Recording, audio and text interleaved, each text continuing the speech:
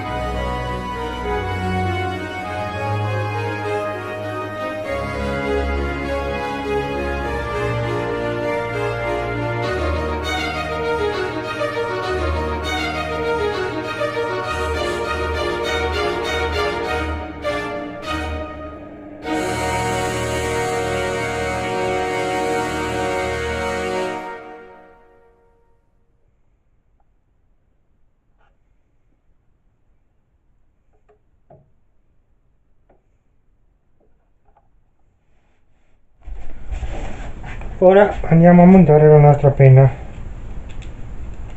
Abbiamo la punta, la clip, il tappo dietro con la clip, l'anello che va a metà e il meccanismo che fa ruotare, che fa uscire la punta. Procediamo con il montaggio. Io qui ho messo una spina di quelle in faggio perché è un legno duro.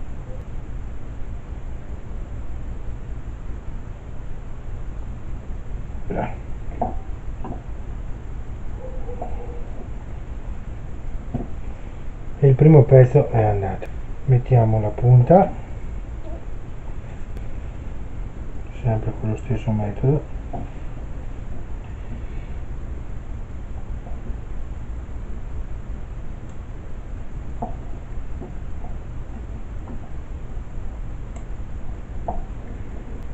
Anche la punta è montata. Ora montiamo il meccanismo, inseriamo l'anello e il pezzo finale. La penna è montata. Questa è fatta con tutti i segmenti di vari legni, mentre questa è un'essenza unica.